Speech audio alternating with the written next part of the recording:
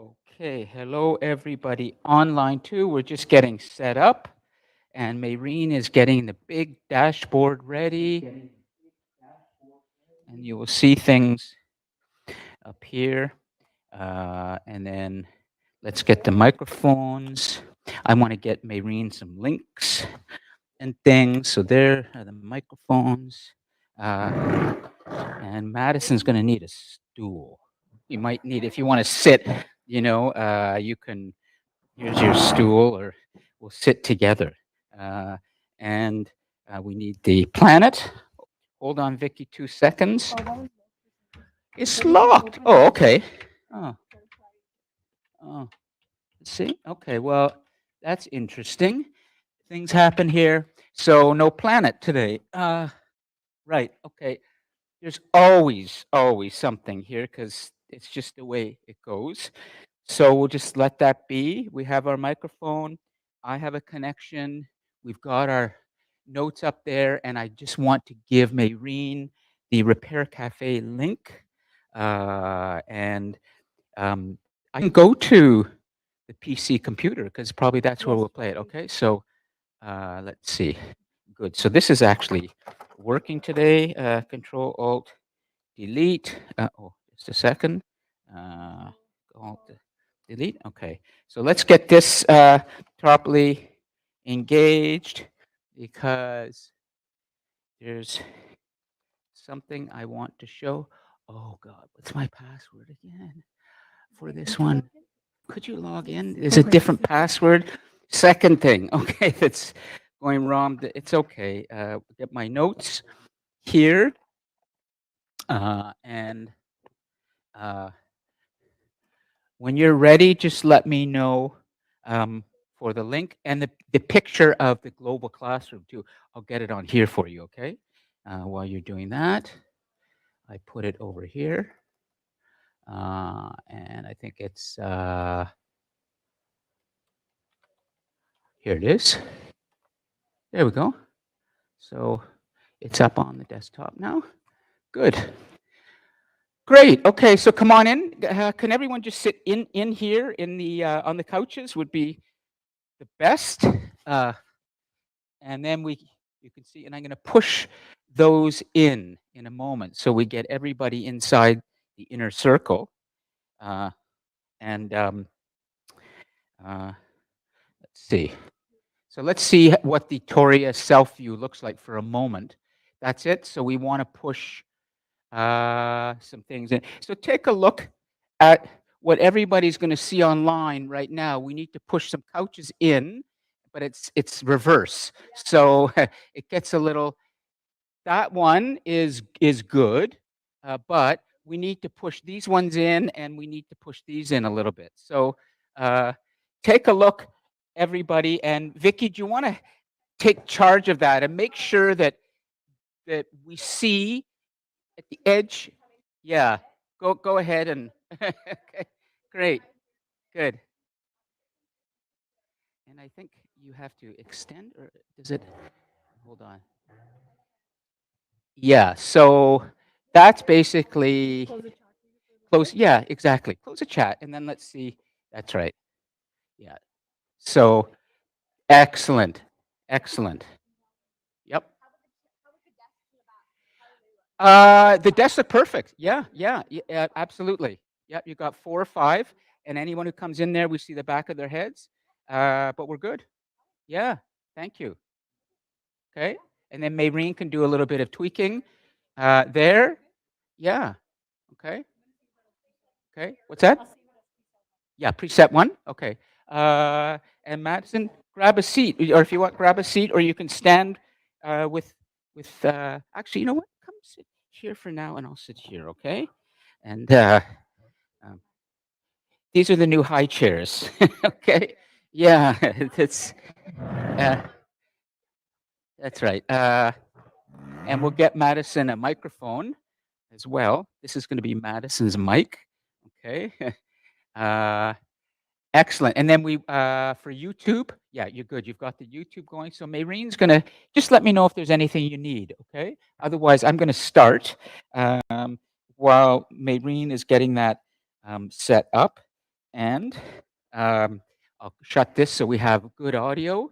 And for the Repair Cafe, go to Repair Cafe Toronto. I'm going to Repair Cafe Toronto website. Let's see. Yeah, that should be. Nope. Let's see. There's a Repair Cafe, our official website. I'm going to start today's class by telling you something about a new organization that is kind of leading the way, and I'm going to show you a video as well. So there we is.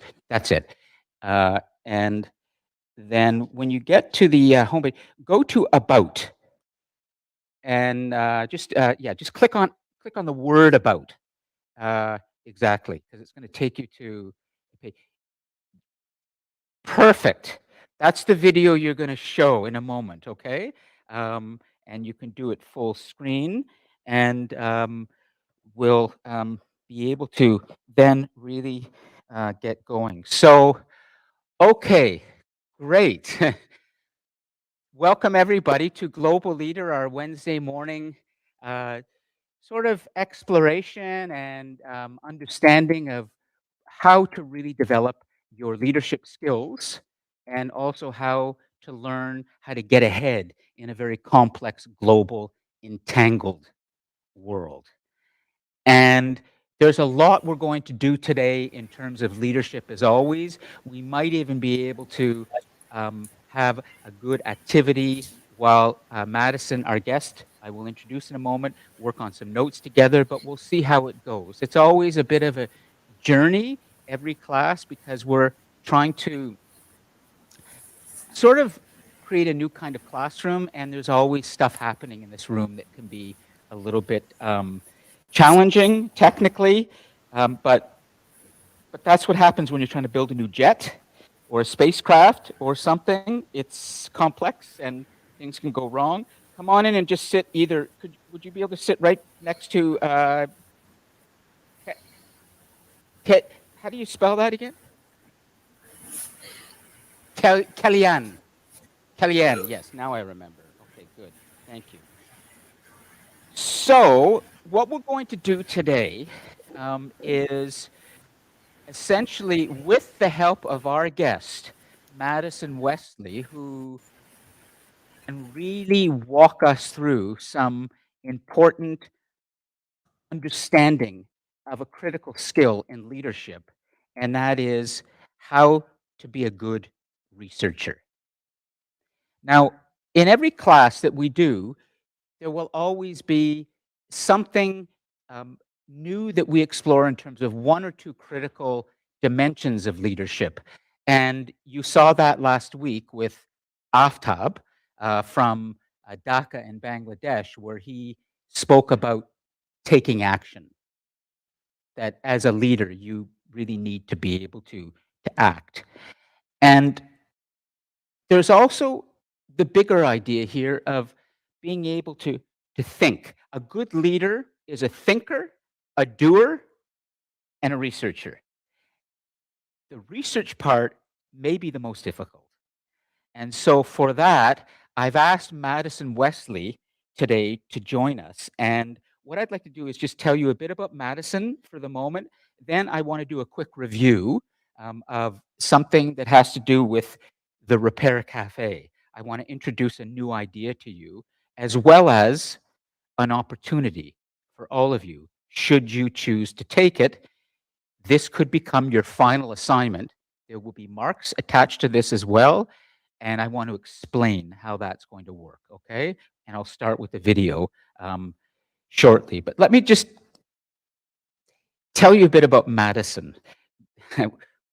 Over the years, as we've been building this format, the global classroom, it started in a much smaller capacity over in the Gordon Wiley building.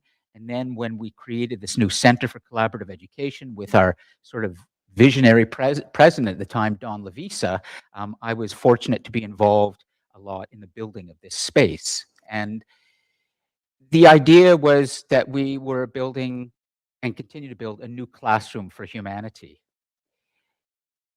I've been lucky along the way that we've had people who've participated in this from different parts of the world and even on campus who really understood that vision and who were leaders in their own right. And such is Madison Wesley. Um, Madison used to be the director of the Leadership Institute at Durham College. That was one of many things that she was doing, but I think it's fair to say that ultimately Madison is a scholar or an emerging scholar. Aspiring scholar, an aspiring scholar. She is now over at the university, Ontario Tech, and she's doing her doctorate. She's in her second year of her PhD.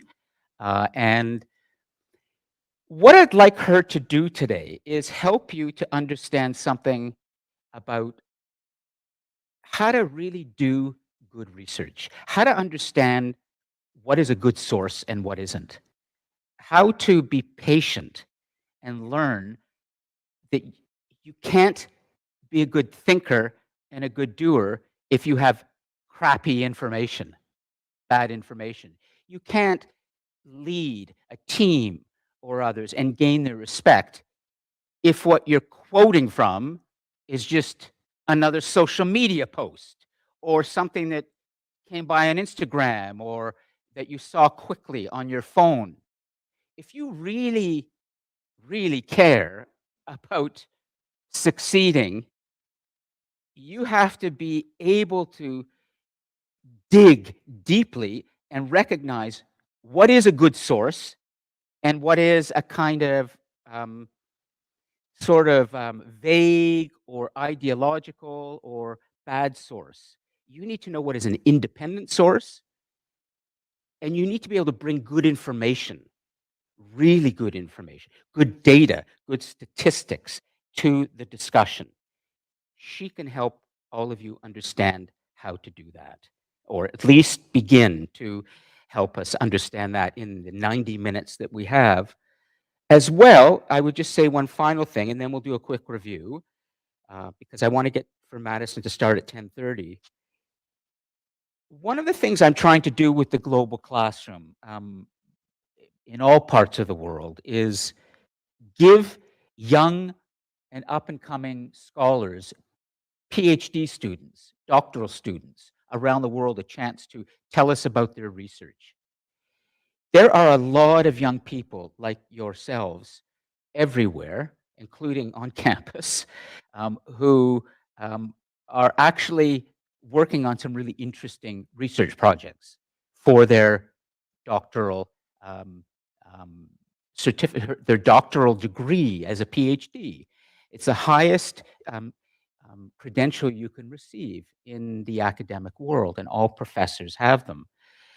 And Madison's research that she's been doing over the years has been evolving now into something that she will tell you about. But it started with essentially this idea of digital technology and mental health. And I think this is a very, very important field of research for all of us to understand.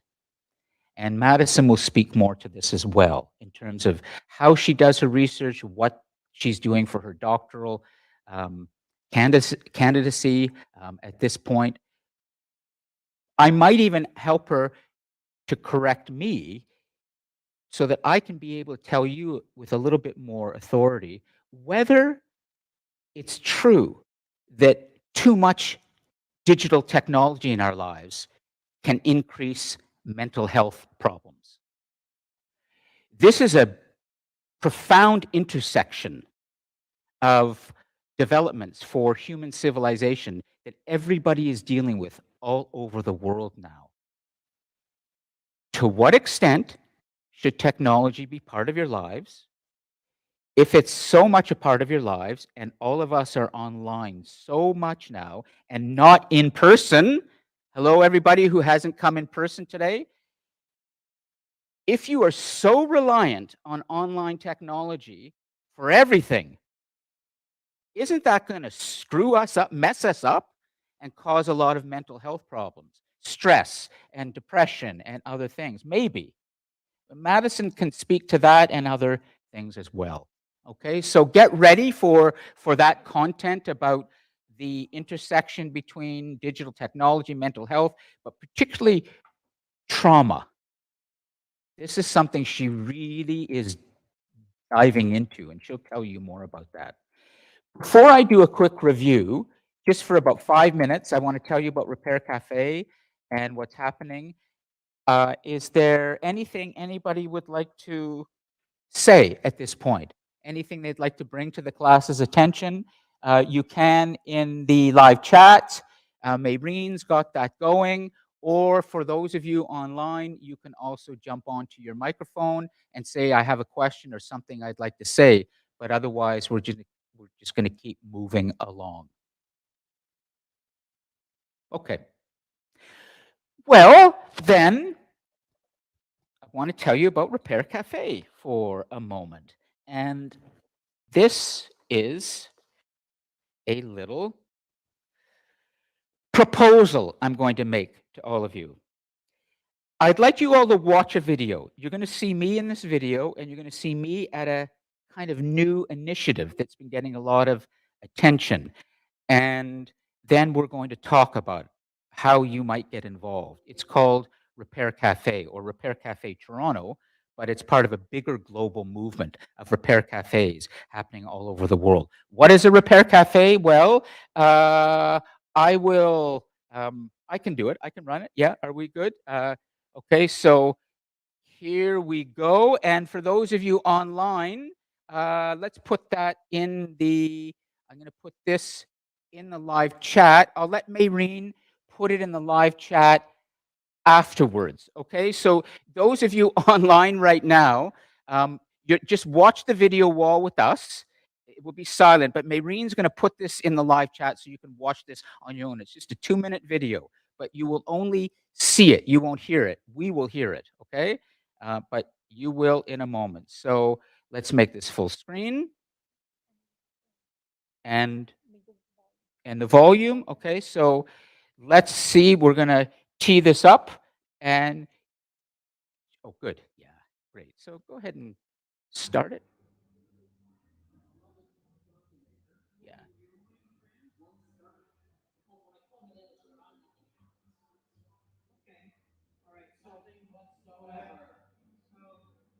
A repair cafe is a place where neighbors help neighbors learn how to repair. They can sit with the fixer, have a cup of coffee, have some pastry, and learn and watch how something is actually fixed. What happens is, as the person runs, the brake pads wear down, and you need to move the table over a little bit so you can still, when you grab it, still hits the rim right away and stops. I just moved here and I was looking for something interesting and volunteer type to do. And this was like in the first newsletter that I saw, and I thought, wow, that sounds really awesome. Why don't we get a finger and stuff? How do we get to do this day to day? It's such a great initiative. You know, people just throw away stuff that's broken. It's very empowering. It gives people a sense that they can actually take control of those objects in their lives and hold on to them and understand them and get inside them, and it gives things more meaning. Planetarium, a small little jet stars on the ceiling. It wasn't rotating, and now there's nothing wrong with it. So here's the touch. You require taking apart the little innards.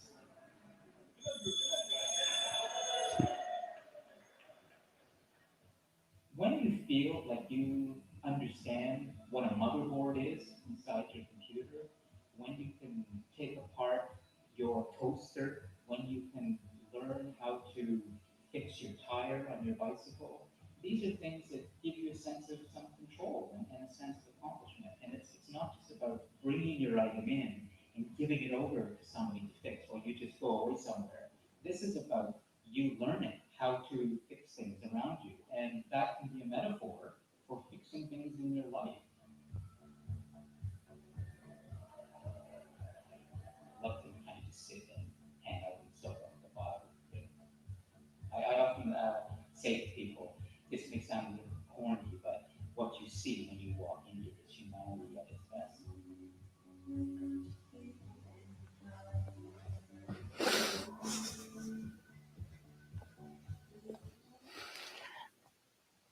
Okay, I just want to have a quick discussion about this, and then we'll come to Madison so that you understand what you just saw and what I'm going to be proposing to all of you, as well as everybody online and the students watching the recording too. So this is important. First, um, what did you just see? Vicky, yeah, go ahead and you take the mic and you know how to do it, okay? Yeah, On because last time we were yeah, talking, good. it wasn't on. Yeah. So I'm What did you prepared for just? that. Yeah, go ahead.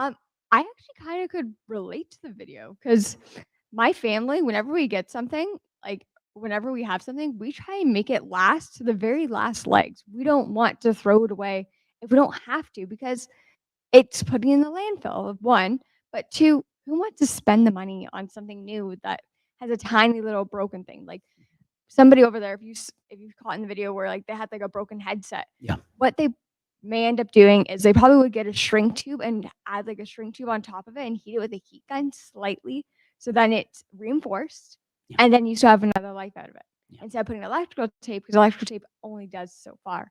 Yeah. And then when they're talking with like the bikes and stuff like that, like the brake pads, some people like who have a hard time comprehending and how to do those little tasks and doing those things. Sometimes watching a video doesn't always help people because Hmm. I know my dad, when he watches a video, he can't understand it all the way. But Yeah. something like this would help him insurmountably. That's great. Like it would actually benefit him. The idea is that people who want to have things fixed go to an event where they meet all these people who like to fix things, That's cool. and they sit with the fixers. They watch it being fixed, and they learn about it, and then they take it back, and it's fixed. 75% of the things that are brought to repair cafes actually get fixed.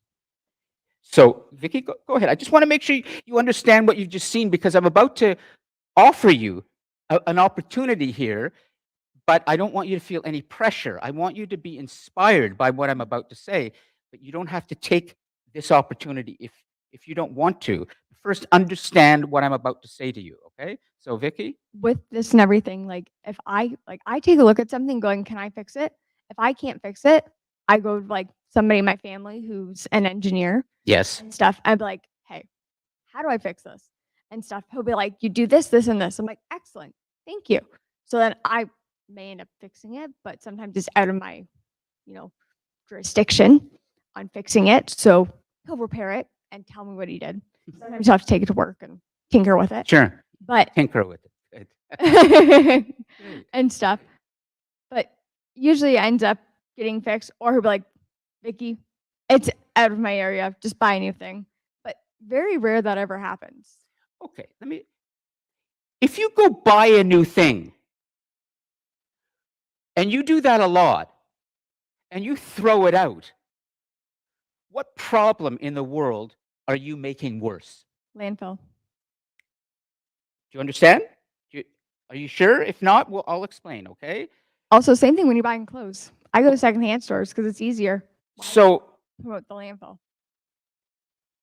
do all of you see right now, online, the synchronous students and everybody, make sure you get this, okay? That the Repair Cafe is a way to deal with sustainability problems in the world to reduce waste. Reduce waste because humanity has a problem. A global leader understands this today. Remember, we talked about complexity? There's no more complex problem today than climate change. No more complex problem. It's a huge problem for humanity. In order to deal with these problems, we have to deal with waste. Mhm. Human civilization creates a lot of garbage.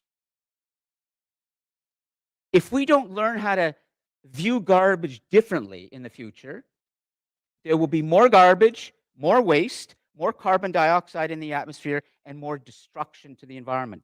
Does this make sense? So, what's that? You get it? So, do you see how Repair Cafe, by learning how to repair things, you hold on to them longer. You don't go out and just buy new things and throw them out. Okay, because that's the critical big thing here. I just hold your thought for a second, okay? And then, because I want to make my proposal to all of you, and then we'll get to Madison. And Feel free if you want to even refer to this today in the conversation. Daniel, is there anything you want to add to this or say? Come on in. So Young, come on. Yeah, great. Good to see you. Yep, go ahead. Yeah, for me, it's very inspiring, and it's just that it gives me more opportunity to learn more, and also because I've always been taking in that line. Mm, Okay, like my shoes, I fix them myself whenever. Way to go. Yeah, Yeah, whenever they have absolutely. any issue, I Yeah, just find a way to fix it. yeah. And also, I was also inspired. I think about almost like 7 years ago now. I was on my way to my office at the corridor, and I saw Keep talking. I'm going to the board, okay? one Make a note. Yeah. retired military personnel cutting his hair, Yes. and it was quite old. I was like, wow, if this man could do this at this age, then what am I doing? So that inspired me. I went to buy my clipper, and I sat at the front of the mirror with my clipper, and I tried to cut my hair several times. And while doing it over and over, I became perfect with it. So I could literally cut my hair myself today. So I could literally cut my hair myself today without any issue. I just imagine the style I want and just get at it. Yep. So and so many other things like fixing maybe so if you have a broken wristwatch, all I need is just the two. Yeah, and I believe nothing is irreparable if you can get the right two and the right Absolutely. and the I'll right. correct you with the pronunciation, but it's a good word. Irreparable. But irreparable is good. It's good. Irreparable. I won't ask you how to spell it. Sometimes I don't spell it right, but it's with two R's, okay? Not one, but nice. Okay, let me tell you what my proposal is, and then we're going to get going, Madison. Woohoo. You left me. You all have a major assignment that will be due at the end of this semester. It's a big assignment. It's going to be worth 30% of your grade. The discussion posts and the reflections that you're doing for your little assignments, that's small stuff, but it's good. There's only one time in this class this semester where you're really going to have to work hard on something outside of the class.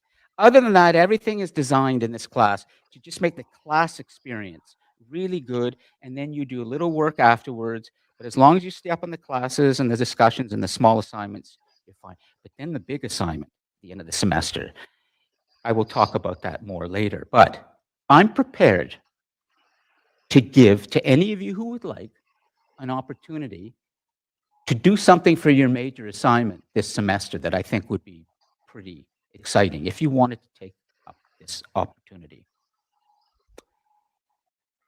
I've been involved with the Repair Cafe since its start.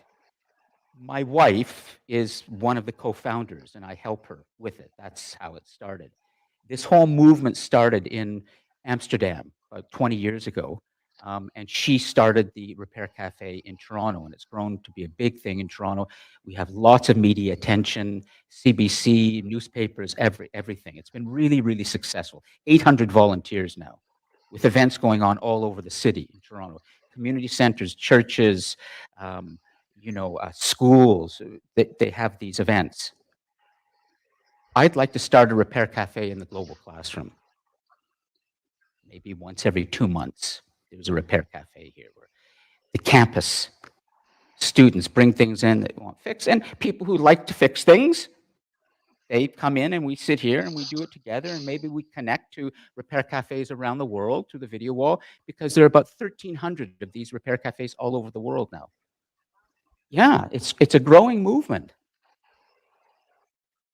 If you would like, for your final assignment, you would explain how you would organize and coordinate the Repair Cafe here on campus in December or January, and be the coordinator for launching it here, and maybe even being the one who continues the Repair Cafe on this campus with others in going long into the future. In order to do that, you would need to do a little bit of research, quite a lot. But to begin with, On October the 19th, we're having a big repair cafe at the Toronto Reference Library in the center of Toronto at Bloor and Yonge. There's a big, do you know Toronto at all? If you don't, right at the center of the city, or at least the old center, Bloor and Yonge, there's a big public library. We're going to be doing a repair cafe there. It's always a success with a lot of Oh, come here. there. And y- you would come, if you choose to Because do we this, want to to that decide event this to right now. shadow, to watch I how want it's to being decide done. this right You now. would My meet class isn't the talking right now. fixers, you would meet the volunteers, you would see the guests. You'll There'll probably be see. about 40 fixers there and maybe Just whenever you 150 can, people come from here. different parts of Toronto coming in to bring their things Stay to be stink. fixed. You would help with some of the refreshments that are given out because there's a cafe dimension to it where there's pastries and coffee ready. So essentially, you would start your research on October the 19th, watching how it's done. You would get ready to do your big assignment at the end of the semester where you either show how you're going to plan it here or you actually do it here in December. Now, do all of you understand what I've just said? And that would be 30% of your mark. Your leadership skills, your global leadership skills would be on full display in that final assignment. You're going to have to coordinate, you're going to have to work with people, you have to deal with a whole global issue called sustainability, waste and consumption. So it's all about the future. Global leadership. Repair Cafe is part of the solution in some ways to a big problem we have in the world. So, I'm going to let that sit with you for now, but I want to make sure you understand what I've just offered to you or suggested. Is there anybody right now who, as they hear this, and don't worry if you don't raise your hand, okay? I'm not marking anybody at this point. It doesn't matter. Is there anybody here right now who's going, I think I might want to take this opportunity and I'll talk to Lon later? Raise your hand. I had a feeling, but I'm not going to say. She would raise her hand. I had a feeling Daniel would.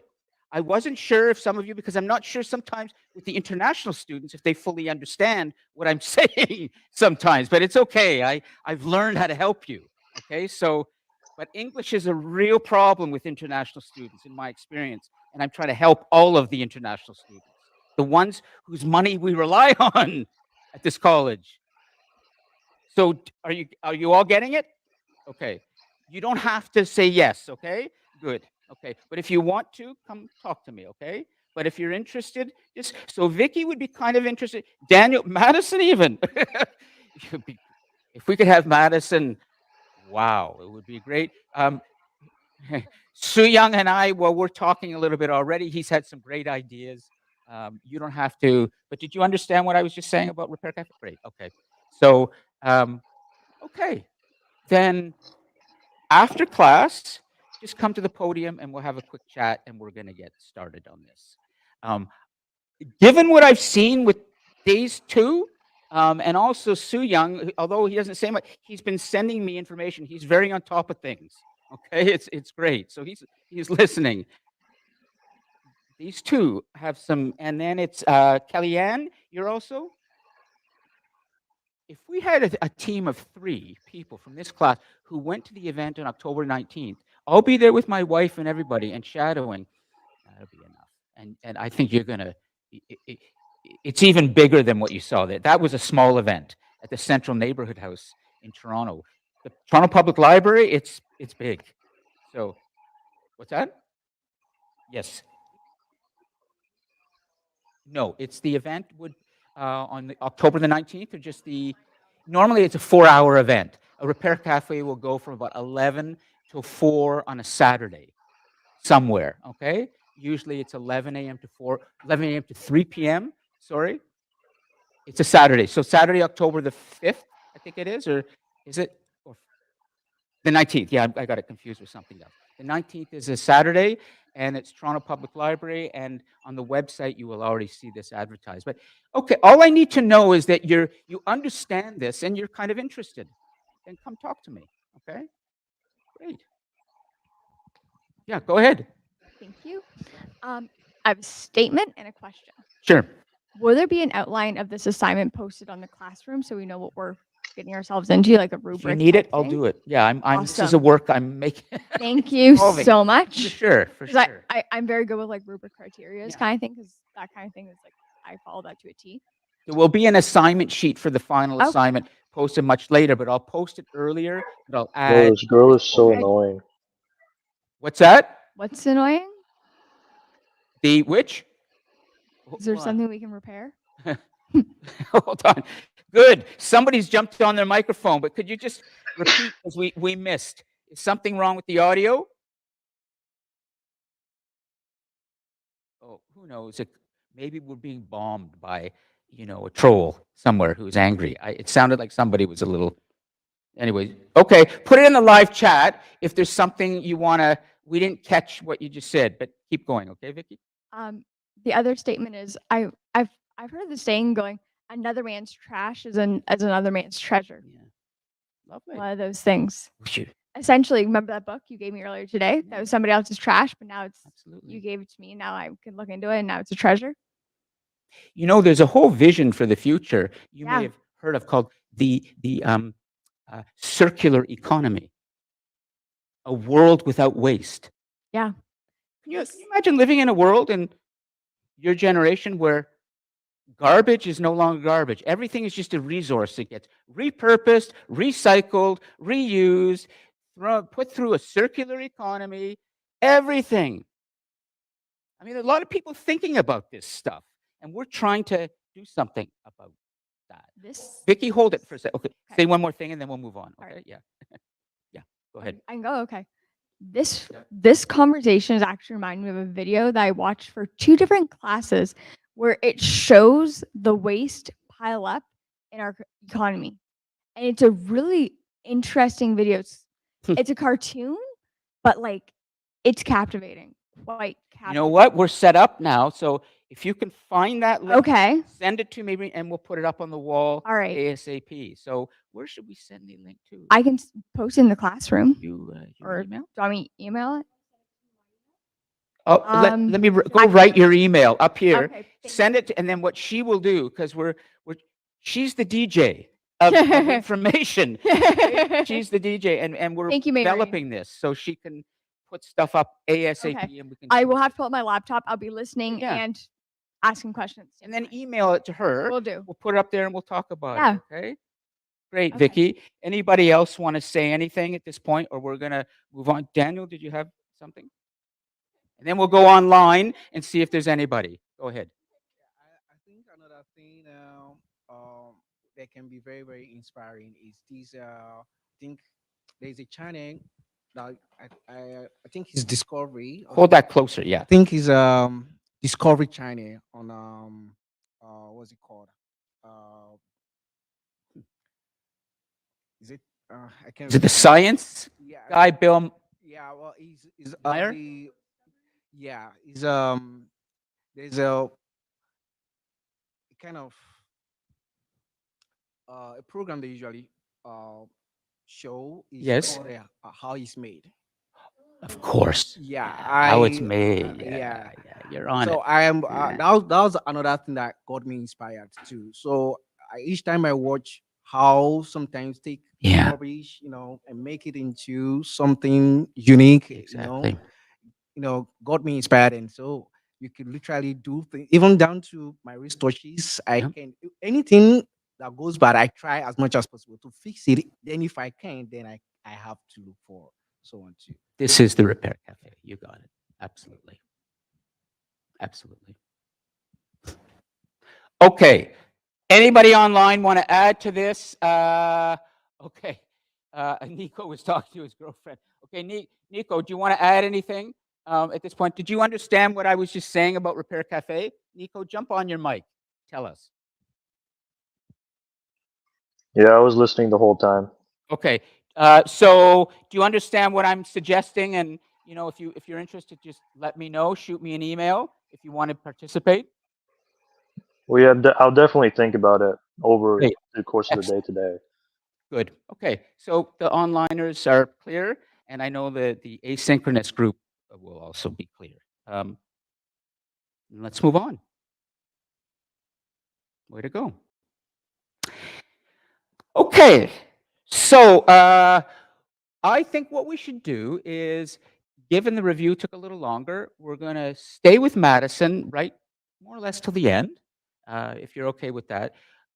I'm not going to have the activity that I was planning with teams. I want to make sure you have lots of chance to interact with Madison, okay, instead of with all of you. And you can still interact with each other. It's all designed this way, this inner circle for us to interact. But I want to give you the chance to really engage with her brain, and and where she's going. So, Madison, thanks for coming by again. And I'm going to let her start with a little introduction where she's going to tell you about what she's doing, 10 minutes or so.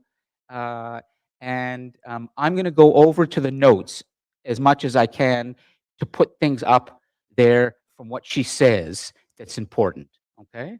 Uh, if you, as she's giving her introduction, and you're really compelled to, you want to ask something, just raise a hand. She's she knows how to handle different things. She's not stuck in a box. She can move this way or that way. But give her 10 minutes just to explain a little bit, and then you can really learn a lot about a particular mindset that you need to lead. Okay, so go ahead.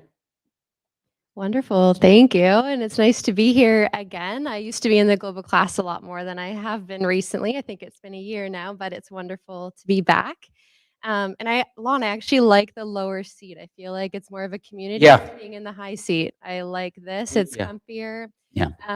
Anyways, Great. so like Lon said, I'm Madison and I'm a doctorate student at Ontario Tech. I'm doing my Doctor of Education degree. And I just started second year. So I also did my master's at On Tech and I just kind of continued through with my research area. I am the manager of community research and outreach with the mental health and the digital age lab at Ontario Tech. So I'm very immersed in research and community-based projects at all times. So even the Repair Cafe, as you were talking, I was like, oh, that's so perfect for what I'm looking at, even with leadership and mentorship, because Great. the fixer and the Yeah. fixie is like the mentorship. Yeah, the fixer and the guest, we call them the guests, yeah, Perfect, thank but it's the you. fixie, that's right. Yeah, like that mentorship piece and providing opportunities to empower others is a really core part of my research. So it's very cool that that's the introduction today. So my research overall is about mental health and technology, specifically the media that we watch or consume, and how that can impact our mental health. I focus mostly on kids and teenagers, so like kindergarten to grade 12, which is roughly like 4 to 18-year-olds.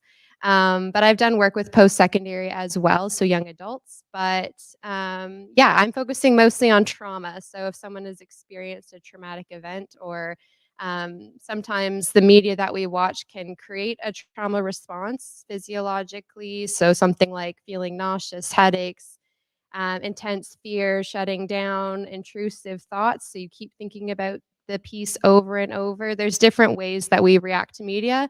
And I'm looking at that from a perspective of learning. So, how can that impact children's ability to learn if they're experiencing that response? So, I can talk about the mental health piece if we want, if that's something you're interested in.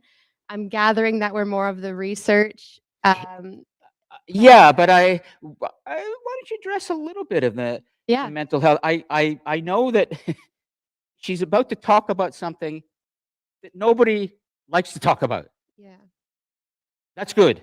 That's what we do in the global class. We have the courage to deal with the difficult things. Okay? So, but don't feel that you have to contribute. We're going to talk about mental health. Nobody really likes to talk about it, although we're doing more of it today, which is good. Okay, well, Good. but people have come from different cultures, different parts of the world. The idea of talking about how you feel or what you're thinking and the trouble, in some cultures, you can be physically attacked for that. So, yeah. Yeah, so by all means, this is a very safe space. Lawn always creates Yeah. that safe space, so please feel free to share, but there's no obligation to share. I will just share some of the statistics and some of the facts from very credible sources and lots of very influential researchers who have done very intensive studies to get us to a point today of the knowledge that we know about trauma specifically is where I'm trying my best to specialize. So when we think about trauma, there's lots of different ways that a person can experience a traumatic event, and it could even be through learning about the traumatic event of another person. So it doesn't just have to be something that happens to you directly. So that's where my research has come in, where we have to consider how technology, which could be an indirect exposure to a traumatic event. So maybe you saw something on the news, maybe you read about someone's story on social media, even something in a movie that really resonates with you and just hits you differently. Sometimes we can feel a negative response to that piece of media. So I'm trying to figure out how we can use what's called trauma informed care practices in education so that kids can engage with those pieces of media in a safe and healthy way so that we can talk through those different responses, we can talk through difficult subjects, and make sure that the child is cared for within that space. Because, like Lon said, there's lots of complex problems, there's lots of existential problems like climate change, there's lots of massive problems that are coming at all of us and at little ones who are trying to navigate these big problems that are very scary that they might not completely comprehend because they're not developed enough to understand it. So how can we support the little ones to make them feel empowered and safe and that they have a voice, they have the ability to make positive change? We can try to promote leadership skills, but when they're little, it's hard to explain those things. So I'm trying to figure out ways to use media to empower and to support, but in a trauma-informed way in some of these difficult conversations. Um, my master's research focused on this. I did a very exploratory study. So I collected social media posts from, it was called Twitter at the time, and Reddit, because through all of my attempts at collecting data, Twitter and Reddit had the most conversations. So I ended up with 484 data points from my master's research. So that was 484 either posts or comments from social media users explaining their experiences with media and trauma responses in the classroom. So I found out that from a couple quick searches, over 403 people were willingly sharing it. I did not post anything to prompt it. I literally quietly in the background searched for these experiences and found that over 400 people at minimum. That was from one search platform. One search, and the statistic is, because this is data is important, and I asked Madison to come today with some data, some good data, because that helps us. So there's a number here for. Sorry. So Yeah, I'll put it up. so the main data, and I think it's shocking and it really grounds me in my research and why I want to continue to do this, is that over 66% of the general population in North America, so in Canada and the United States, will experience at least one traumatic event before they turn 16. So Whoa, interesting. it's So over 2/3 of the population. let's be, A lot. yeah, let's put just, this is really good information. And then you say over 66, we'll just say 66% Yep. of, what's the Of individuals 60% of individuals will experience. will experience before they're 16. Yeah. So the researchers in trauma call it an adverse childhood experience, or an ACE. So the landmark ACE study was conducted by the CDC and this other research center called the Kaiser Permanente, I think it is, or Permanente. And they, in the 1990s, they conducted the study in 1995 and published their findings in 1997.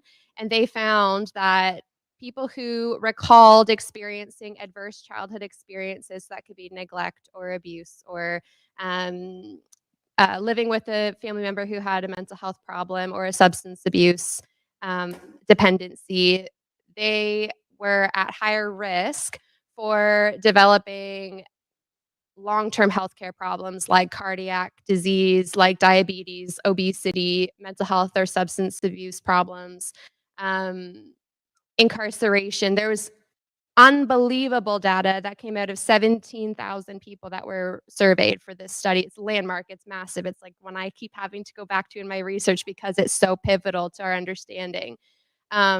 They had such a huge sample size, which is super difficult in the humanities to get such a big sample size, but they found that over the person's lifetime, the higher your ACE score, so if you experienced 4 ACEs, 4 adverse childhood experiences, you had a higher likelihood of developing like diabetes or having a stroke or having a heart attack later in life.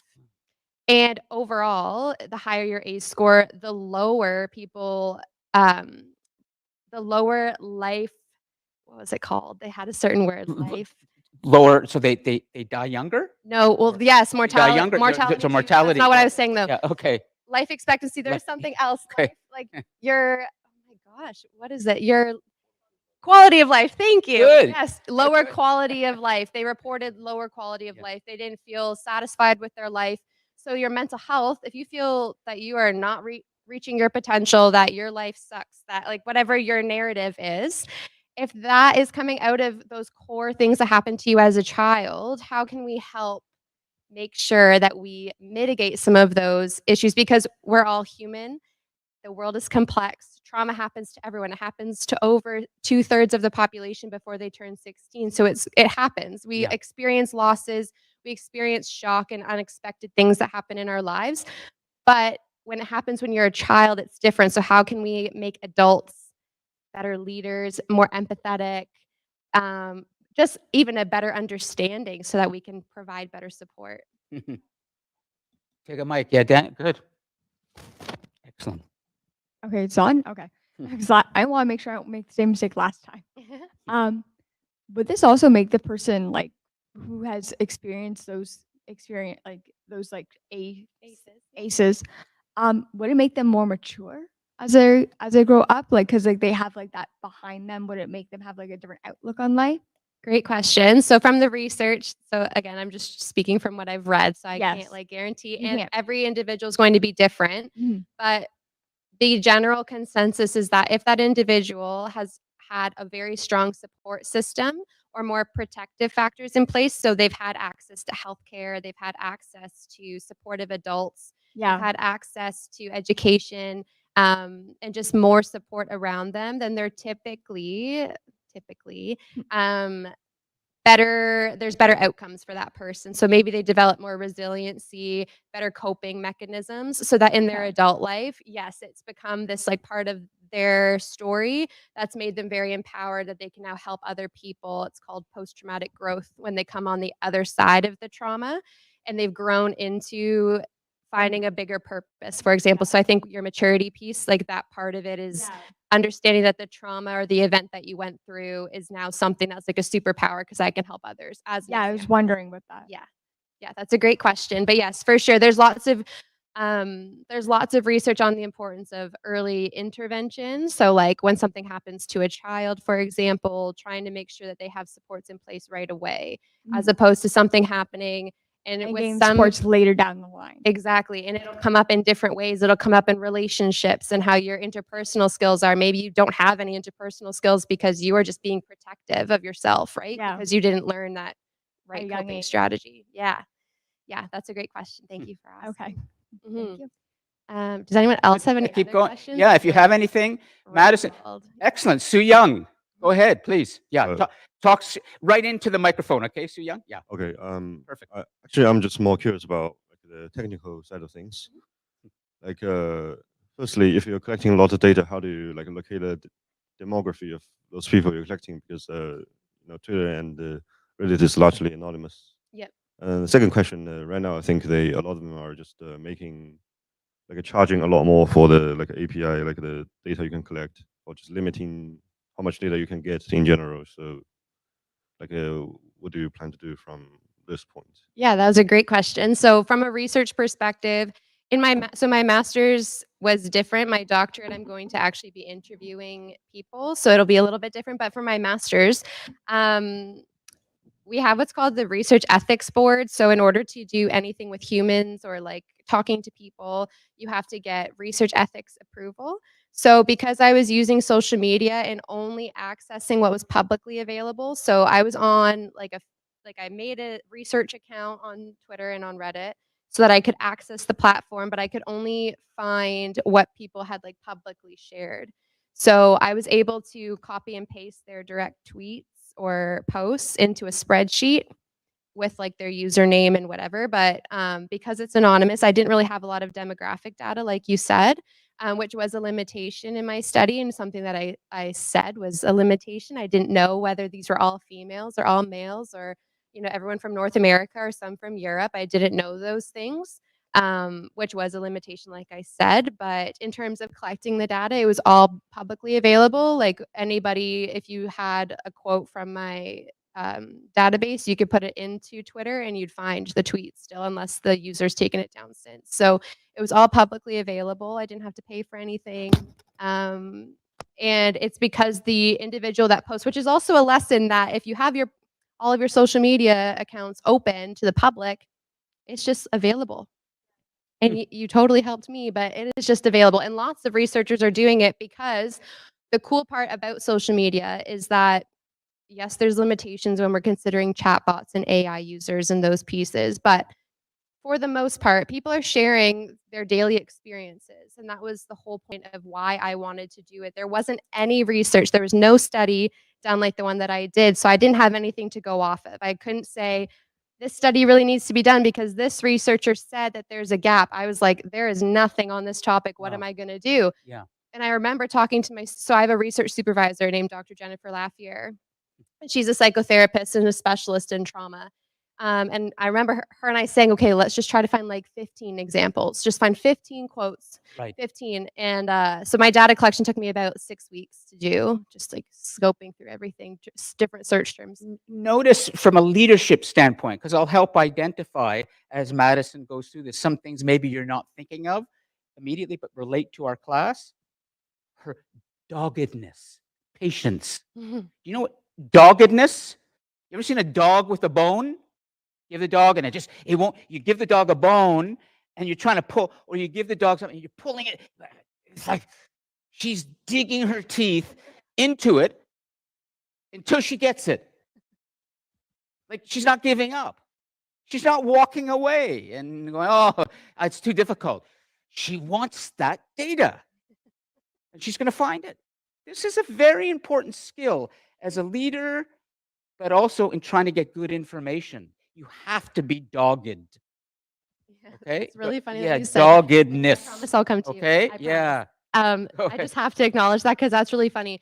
So I was really frustrated. So I'm also a teacher. I'm a high school teacher. I'm not practicing right now because school is like my entire life right now. But I am a high school teacher, so I can teach grades 7 to 12.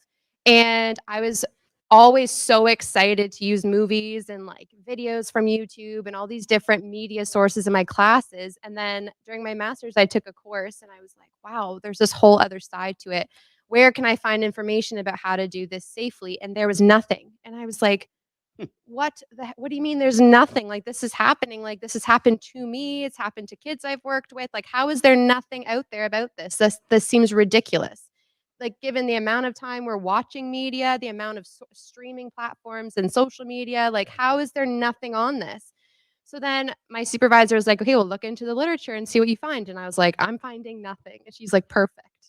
Perfect. Exactly. That means there's That's a what gap. I'd say too. Perfect. Now you got it. Now we've got something. Now you got to really work. But Yeah. because there wasn't anything out there, I had to be a bit creative, I suppose, because I had to prove that there was a reason to do it. Like I proved there was a gap. I said, this researcher said there's like a huge gap in this area. This researcher said more studies should focus on children and youth. They are significantly lacking in the literature, end quote. Comstock and Platiana, 2017. Good. Can you tell Yeah. I've said it a million times? But so there were people saying there's a gap, and I was like, let me fill it. So then it was, how am I going to get data? Because it's really hard to work with children and youth, especially with trauma and mental health, because with research ethics, obviously there's a higher risk. They're considered a vulnerable population. So you have to be very careful when you're working with children and youth. So social media became my like gold mine. And like Lon said, dog with a bone, I tried searching Facebook, Twitter, which is X now, but TikTok, Instagram, Reddit, Discord. I wasn't very good with Discord, but Twitter and Reddit happened to have the most opportunity for me to explore the topic and really dive in. So instead of spreading myself too thin with 5 platforms, dove into 2 and found 484. So my supervisor had said, let's just try to find 15. And I was like, 15, got to find 15. yeah. And I came back 6 weeks later and I was like, you'll never guess what happened. And she's like, oh, did you find any? And I was like, 484. And she's like, what? So very exciting, but that's because Dog with a Bone had to go down the rabbit hole, had to follow all these channels, had to follow the conversations, had to follow where that conversation led. Social media is a web and is complicated and very Yeah. frustrating as a researcher to go through because of the sheer amount of data. Like there's like billions of posts a day. How am I supposed to go through Sure, all of them? sure. Right? So trying to be very strategic with search terms was one thing, but the Dog with a Bone thing is so important. And the point I'm trying to make in a very roundabout way is that what I loved about using social media was that I was able to get these lived experiences unprompted and get the voices of those who Right. are just sharing it willingly. I didn't have to put them into like a lab. I didn't have to meet with them in person or on a Zoom call. They were just sharing their daily lives and I was just observing as a researcher, but digitally. Yes. So one thing as a leader and as you like pursue different things, I think one of the coolest parts about what I'm learning as a researcher and how it connects to leadership is the importance of understanding the problem from the perspectives of those who are living it. So if you're doing something that's a humanity-based problem, so sometimes it's science-based like sustainability. Obviously, there's a very human connection to sustainability, but if we're looking at something like poverty, looking at something like food insecurity, access to education, those pieces, trying to find out from the perspective of those who are living it so that you are getting informed information is so critical. You wanna know what do they actually need.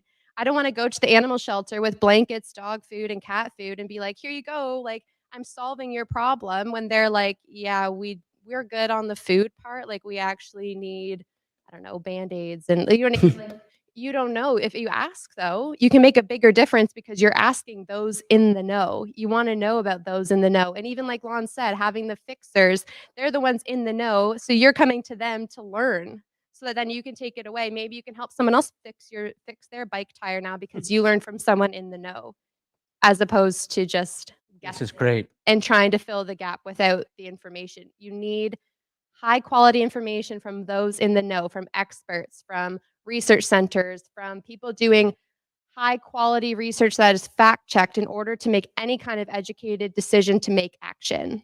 Let me stop for a second because there's a lot. Go to Vicky. Yeah, go to Vicky, and then we're going to come Sorry. around and and engage because there's a lot here, and also I just want to highlight because I'm trying to make sure that the notes are much better now that get posted because you can use these notes as you would use a PowerPoint to review for your assignments, etc. Okay, so Madison, we talked about doggedness.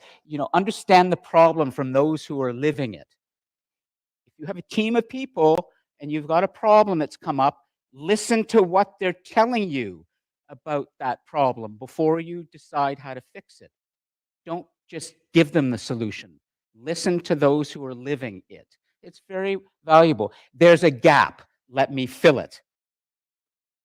A leader is very much like recognize where is, I've got something here. Where is it needed? Now let me fill that gap. It's very important. Okay, go ahead. Yeah.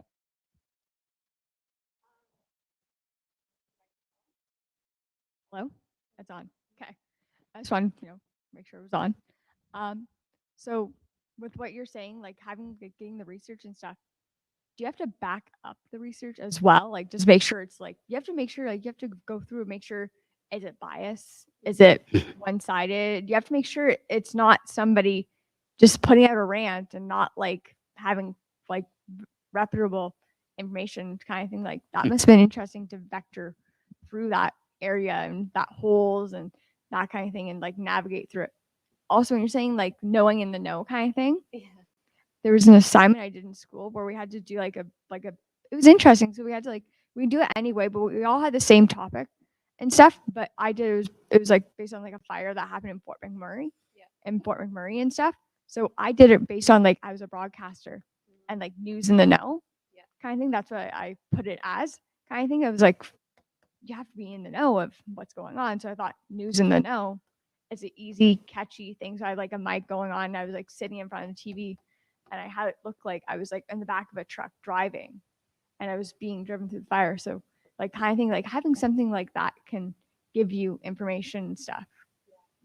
Absolutely. And you're already thinking like a researcher because I was like, oh, do I have to talk about data analysis? And I won't like bore you with data analysis, but all I will say is like sifting through the social media posts. So I did what's called yeah, so it's tricky because when we're thinking about people, so with trauma research especially, but I think it's like applicable to anything with like humans, but with trauma research in particular, a traumatic experience and a trauma response is very unique to each person. So like if Lon and I went through the exact same thing, we were both in the like knock on wood, like the same accident. We're sitting side by side and we're in the same situation, same room temperature, same sounds around us, same smells, same everything. We're in the like literally in the exact same situation.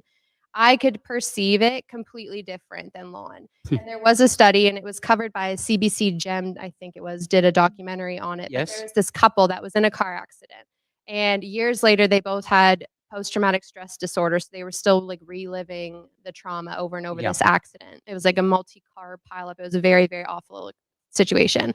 So they ran both of them through an MRI, which is a magnetic resonance imaging, right? So they can see where parts of your brain light up when you're interacting with in a conversation or you're watching something, whatever they're trying to find. I had to get one from a concussion. So they're like they use it for multiple different things. So they put both like the man and the woman in the MRI machine, and they asked them to recount their event, like the car accident. And it was so fascinating, and they showed in the documentary that different parts of her brain light up when she's telling the story. He's telling the exact same story, but different parts of his brain are lighting up. She remembers, so her like occipital lobe lit up more, which is your hearing center of your brain. So clearly she was remembering a lot more of the sounds from the accident, whereas he had a lot less lighting up. So that meant that he was trying to like numb it out, and his brain was protecting him from remembering those memories because he had less lighting up on the scan. So again, a couple, so maybe they have stuff in common. They were sitting beside each other in the same car, same situation, same day, same weather, same everything, and to like the neuro level had different perceptions of that event a year later. So it's very unique to each person. So when we're looking at people expressing their experiences, blah, blah, blah, we have to also be non-judgmental and take it as that is their experience. And who am I to say that that's not your experience? Hold your thought, Vicky. I want to make sure everybody has a chance, but there's a lot that you're adding to this that's great. But I just want to make sure that everybody is having a chance to interact with Madison, because there's so much that she's saying, and like any global class in this space that we have, it takes a while for things to get going, and we start to get into a bit of a groove around this time where people are more comfortable. I love the fact that you're all here, and not one of you is looking at their phone or has their laptop open. Way to go! You're in here, and you don't have to say anything, okay? Because I know it can be intimidating. But the fact that you're sitting, all of you, in this inner circle, I like to call, and everybody is a human looking at a human. Okay, it is important as a leader. You got to be able to look at the people you're with, not be buried in your screen. Okay, now online, for the folks online right now, for anybody, could you please, if you have a question you want to contribute, go ahead and jump on your microphone. I think I heard a digital hand. Maureen's going to connect there, but whoever raised a digital hand, or if you didn't, you just want to say something, please go ahead and jump on your microphone now.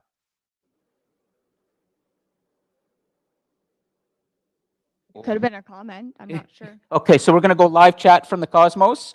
Okay, there's the Cosmos. Augustine, was there something you wanted to say? Maybe not. No pressure, anybody, to say anything, but I just want to make sure you have a chance. PETA, is there something? We see you from Planet PETA. Do you want to say anything you want to say to Madison? I'm listening. Great. I recently saw something. I wasn't researching, but an article popped up on my Google feed where they were talking about the effects that this, I don't want to say war, but what's happening currently with Israel and Palestine, and Yes. they had gotten, I think the UN had gotten a group of children that were staying at some camp that they had, and they had people, like, they were trying to, I guess, do therapy with them and talk with them about, what was happening and how they could help them. And as your researcher was saying, she was saying about when you experience traumatic um things, that your Yes. mind goes somewhere. And I was reading that these children were just, they were just happy to be alive. Like, they're just blocking everything out. And I know a lot of times, like, people from third world countries that come from dealing with a lot of wars and things like that, they just go along to get along. So I'm just listening, I'm observing, I'm listening. But I think there's a very good content point to make there. And I'm Mhm. going to try and phrase this in a question for you, Peta. And if I'm putting words in your mouth, just say Lon or raise your hand. You're wrong, okay? But Mhm. she's talking about trauma. Is it possible? And we're now just speaking the content of her research, the trauma part. Very important though.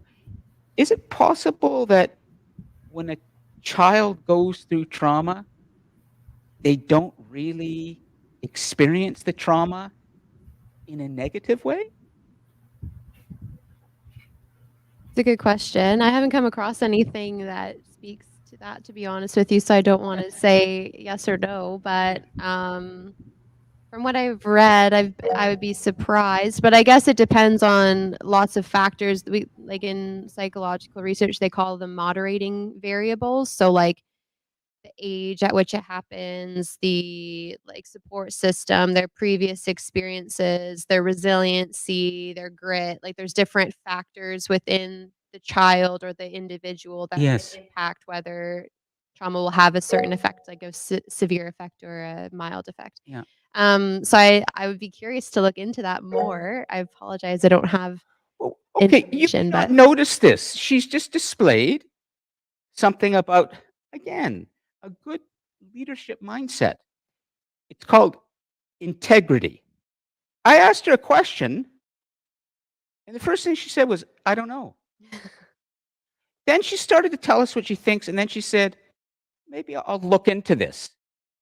She didn't try to give us the answer and give us BS.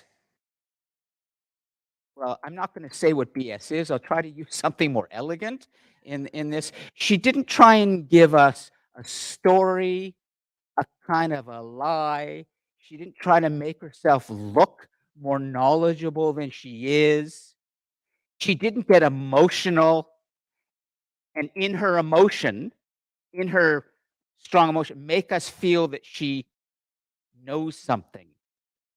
Sometimes our leaders, they have very strong personalities, and we get fooled thinking that because they're saying something with so much emotion and anger, they must know something we don't.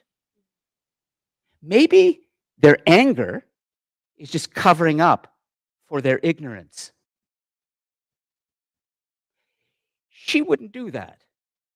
A good leader would not do that kind of hide behind bluster. Does that make sense? Yeah. Okay. Yeah, Maureen, go ahead. Yeah. Ariel has her hand up. So Great. Ariel, go ahead.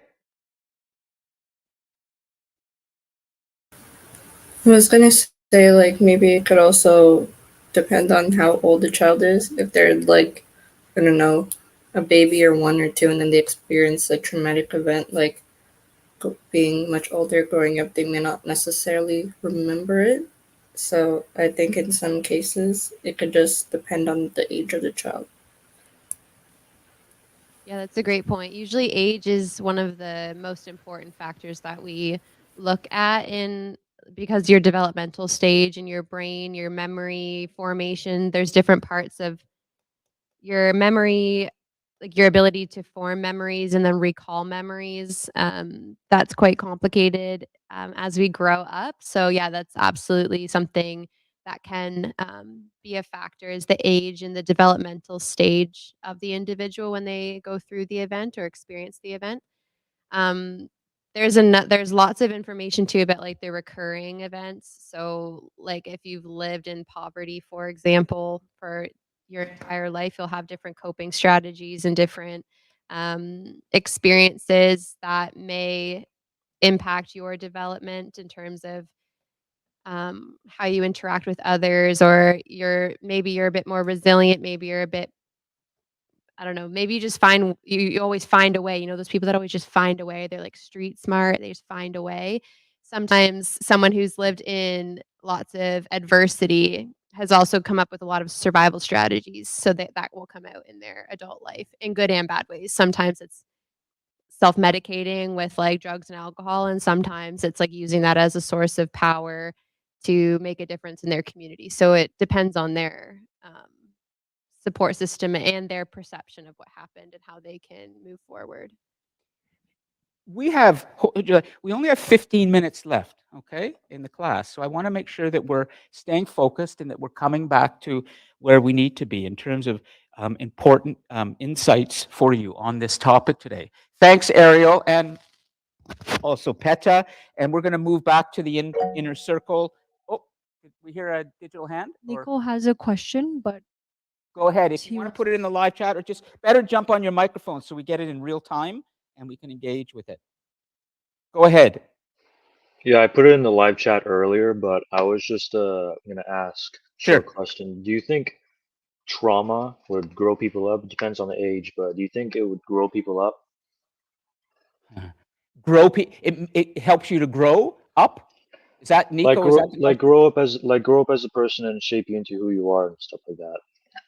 For sure, and I think Vicky kind of pointed to that a little bit, but for sure, like, it will, yeah, there's lots of factors that'll, like, help determine or like, the longer term impact. So, like, if there's quick intervention, if, like, the child receives support right away, or if there's adults they trust, or even older siblings sometimes, like, if they have that support system, that seems to be one of the key protective factors for, optimum or, like, better outcomes longer term, is that there's been support, positive support around the person, that they have support, like, services, food readily accessible, healthcare, shelter, like all of those basic needs are met so that they can focus on the healing component. So yeah, no, for sure. Like there's lots of different factors that will impact whether there's positive or negative outcomes for that person. And trauma kind of sneaks up on you sometimes too. That healing journey is very like iterative, in the sense of like you might get to a new chapter in your life and something reminds you of the trauma and you have to try to cope with that again and in a new way. So that's a great question. But yeah, for sure, it's definitely something to always have to be kind of like intuitive and have good emotional intelligence to know like when you're being affected by something and what that could come from. And it comes back to the mindfulness that I've touched on in terms of how you deal with complexity and difficulty. You have to be able to take a step back and really think about how you're reacting to something. Totally. And I was going to say that from a leadership perspective too. Like I've been in situations where like I'm going to say customer service. It was more of like a community service, but I was in a customer service role, I suppose. And like a parent would come and be super angry with me about something. And from my perspective, which is my perspective and her perspective is her perspective, but like the reaction was so massive to something that was like, from my perspective, so minor. Right. So then there's also the ability to be like, okay, that's happening right now, and there's just no way that that reaction has everything to do with me. So not always like taking what comes at you as like personal, because I think in leadership positions you can also be met with a lot of conflicting opinions or maybe some friction within your team, and having the ability to be like, maybe something touched a nerve because I don't know your whole story. I don't know what happened to you 5 minutes before you got to me, but you're really angry about something and I haven't done enough today to make you this mad. Or like I've heard of people being like, working in a grocery store, stocking shelves. This happened to my friend, and this person came up to her and said, "Where's all the ketchup? Where's Heinz ketchup?" She's like, "Oh, I'm sorry. Like, we don't have Heinz Yeah. ketchup. We have No Name or whatever the other thing, Yeah. present, whatever the other brand was." And the woman like lost it, and I was like, "Okay, so clearly, the Heinz ketchup not being there is just like the straw that broke the camel's back, and you Yeah. happen to be on the receiving end of that." Yeah. Do you know what I mean? So sometimes it's also being empathetic and being like, okay, I've done everything within my power to be a good person, to have handled that with respect and grace and, dignity and respecting the other person. Um, but there's just some things that I have to like walk away from because I think it's really easy as a leader to carry some of those reactions or overthink things that have happened in your day, but you don't know what other people are going through, so just always being mindful of that and approaching those interactions with empathy is important. Let's I'm just turning the air conditioning down here. I think it's 10 minutes left, and I want to give a chance for some kind of sort of review and conclusion, okay? Uh, and also to give everyone a chance to think about these things.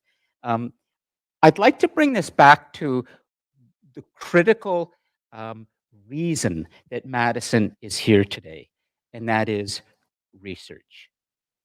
And it's important that you think about everything that she said in that context. The content of her research is fascinating, and we could do a whole class on trauma and the role of media in that, and maybe we will next semester. But I want to come back to this central thing. And I'm going to ask Madison a question, and then I'd like to ask each of you the same question to see where you stand on this. And then we're going to conclude. We may not be able to get to everybody, but we'll get to Madison. We'll deal with the inner circle first, and then we'll see if we have time for the cosmos. Okay? Do you like research? Yes, I hope to make a career of it. And why do you like research? I'm a very curious person by nature. So I like learning, I like asking questions, I like finding answers to questions. But then um, it seems as though, from my experiences thus far, that the more you know, the more you realize you don't know. So then you have more questions and you fall down more rabbit holes. And I think that's where research and knowing your scope is really important because, like you say, in the global classroom, it's complex. The world's Yeah. complex. So every problem that you're going to try to solve is complex. Yeah. So when I'm looking for information, even if I spend a lot of time reading about, an area that doesn't end up having to do with my research, it's still valuable knowledge that's going to help me in some other way. And I'm using the word knowledge very intentionally because I think knowledge and information are different. I Right. think Right. gaining knowledge from scholars or from experts is always, my great grandfather would say, education is no burden. So education is no burden. If I go read 7 research articles and I never use them in my paper, that's fine because I learned something out of it that I'm going to be able to use somewhere else. But I could also go and read, social media posts. If I'm looking for information, experiences and information are different. If I'm looking for like facts and information, I want to make sure it's from a valuable source so that it's knowledge and not misinformation or disinformation. Can I put the Just being person who told you this is your grandfather, but his name is Gandalf. Is that okay? Yes, of course. Do we know who Gandalf is? Lord of the Rings? Rings. The wizard, the Most wise. powerful. Yeah.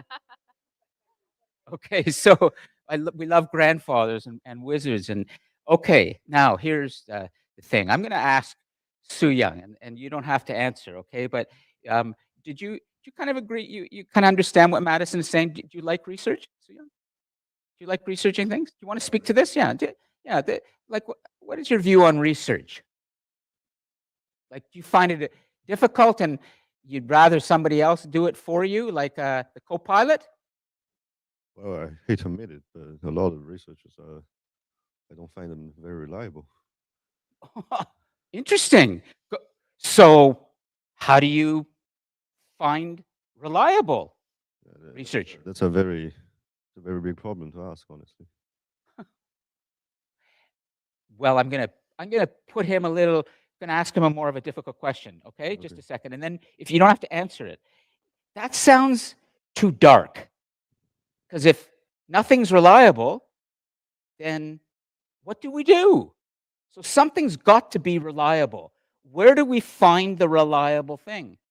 Yeah, that's. I'm trying not to go to the, epistemology path. Okay, Generally, good. um, Is it possible to find reliable information? um, maybe. Okay, we'll leave it at that. Hmm. What a complex world. Young, smart person, one part of the world, comes to the United States. He studied at Rutgers University before he came here.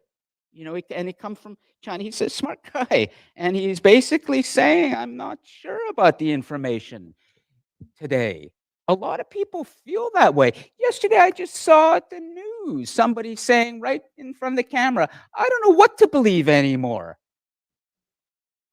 That's scary if we don't know what to believe.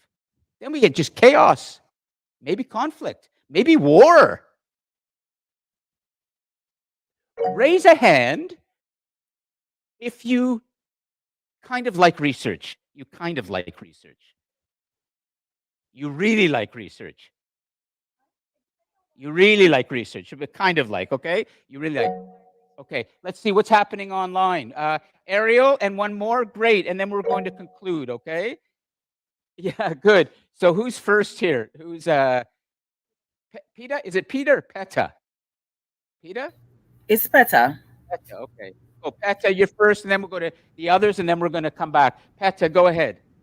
So a while back, I saw something on Reddit that says, um, the minute you think you know everything, it's time to die. So that's why I think research is important, because you need to constantly be learning, right? And I agree with that. The minute you think you know everything, it's time to die, Yep, you know. nicely put. Okay. Good. Who's next? So I'm going to put down in the notes, okay? PETA is that you always need to keep learning. And that comes from PETA, not from Gandalf. Okay? Well, we'll call you Frodo, if that's all right. PETA? Is it okay if we call you Frodo? Yeah, I'll take that. Yeah, you'll take that? Okay, who's next? Okay. Who's next online on the Cosmos? Go ahead. Uh, is it Ariel? And then Nico. We'll come to Nico. Ariel? Or is it Nico? Nico, go ahead. Nico, go ahead. I was just raising my hand saying that I like research too because one of my classes, like main classes, is based on researching. Excellent. Good. Anything we should know that you think should get into the notes? And I'll put there for everybody about what you've learned so far about research, or are you still in the listening mode about research? Um, I don't know. My brain's not braining this morning. Okay, I'm not going to put that in the notes. Nico's brain is not working. If you're leading, your brain has got to be on all the time. And you turn your brain off when you go and you're alone and you're out for a walk or you're driving the car or you're somewhere. But when you're with your team, they need your brain to be on. Okay, Nico? So just keep that in mind for the future, okay? Not a good answer. Okay. Ariel, is there anything? Otherwise, we're going to go to Kellyanne and then we're going to conclude, okay?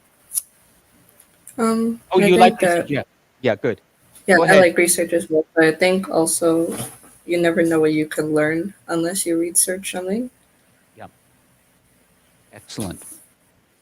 It's so enjoyable to want to know the truth, isn't it? But it's hard. You got to be dogged, really dogged. Okay, we're coming down to the final 3 or 4 minutes. Let's give Kellyanne final word, and then we're just going to make sure the notes are good, and then we're going to sign off. Okay, Kellyanne, go ahead. When do you Yep. when do you your research? What method of research do you like to use? Sorry, what method? Yeah, of research. So the term is called phenomenology. So that's the type of research that I do. Right now, at least, it might change, but it's mostly rooted in the lived experiences of individuals. So I do that through interviewing and focus groups, like group discussions. And hopefully, with the research that I'm doing with my doctorate, I'm going to be able to interview students and teachers and parents and the mental health experts and media developers in order to understand their insights, but in like a very in-depth way through an interview, as opposed to sometimes surveys and other ways of gathering information can leave some gaps. But with an interview, for example, I can ask follow-up questions and those sorts of things. So does that answer your question? Yeah, Okay. thank you. Yeah. Good. Do you have Oh, another question? What about questionnaires? Say that again. Questionnaires, like questions paper. Do you use that? Equations, Not the questions. questions. Answer, yeah. Yeah, so so I'm gonna be doing and maybe I'll have more information for you next year. You can tune in, but I'll be doing so semi-structured interviews. It's like a certain kind. They're structured where you have to just follow the questions and you can't really veer off. It's like question, let them answer. Thank you. Question, answer. Semi-structured. I have my set list of questions that I have to ask, but I'm allowed to ask follow-up or like clarifying questions. So if I ask you a question about like if you're a teacher, how do you use media in the classroom? And you tell me that, oh, I use movies, documentaries, and YouTube videos. I could say, that's great. Is there any specific content that you use it for? And then you could tell me I use it in my biology lessons, as an example. So I can ask follow up to get that richer data. Um, Hmm. and for like survey questions, I will have a survey component to mine. So that will just be kind of whatever is like being like shared willingly through the survey. But it's trickier to get those like in-depth experiences because they're only like asked that one question. They're only typing or writing that one response. So fingers crossed that people will do my interviews, my Yeah. focus groups, because that's Sure. hard too, is to find people willing to do it. But yeah, I hope that answers your question. Okay. Well, I hate to say it, but we have just a minute left, and things are just getting going. But first, can we give a round for Madison for coming in and you know, thank you so much. Thank you for having me.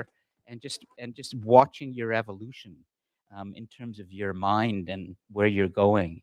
And I hope that today's class will be another class for you to be inspired by the young, emerging global leaders. You are among them. You are one of them, whether you realize it or not. It's in all of you. And so remember that for any class we do, you have your question to put on the discussion board, number 4, okay? Just the question. For those of you online, if you want full marks, then you need to do the question plus the reason. I will have a chance to review some of those next week. A first assignment is coming. The assignment instructions have been posted. That's due on Thursday, I think October the 3rd, if I remember correctly. That's a week from tomorrow. Yeah, a week from tomorrow. Yeah, I think Thursday, October is it should be a Thursday, next Thursday, okay? Yeah, October 3rd, okay? That's 425 to 450 words. It's coming. Things are getting a little longer and longer. You have that option for your big final assignment to do something with their Pair Cafe. Come speak with me at the podium and we'll get that going. Other than that, does anyone have anything they'd like to say at this point before we sign off from the global classroom? Anything from the folks in the cosmos? Yep, that's right, Nico. October the 3rd, you'll see it in DC Connect as well. Looks like the cosmos is quiet. So I think we're done. See you all next week and take care, okay? And we're going to sign off. I'm going to shut my microphone, save the live chat.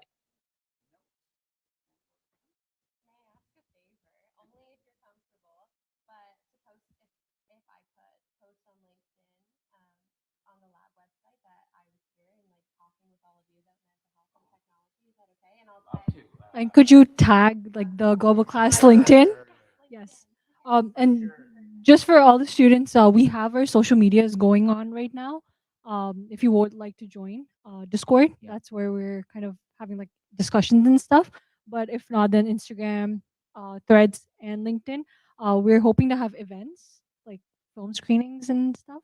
So if Oh, we meant to do an update with Maureen, and we got caught up with other things. Why don't we let's get this on recording right now, and we can include it in the recording. Go ahead and tell them, and then I wanted you to also know that we're working on this plan to have little sort of trailers of the classes after the class. It's like a 2 or 3 minute version somebody cuts together for social media or whatever. We're working on it, but we'll do exactly what you want. Okay, go so ahead. if you're willing to join, like follow the Instagram page and threads, and then possibly share with your friends and classmates, that would be great. That way we can have like a more reach for the classes. That would be great. Yep. Thank you. Great. We're still recording. We're still recording. So go ahead.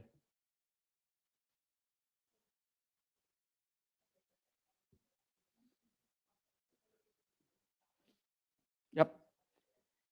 Great. Okay. So for the students watching the recordings, or the recording, we're gonna. Anything else? I think we're done. Okay. Great.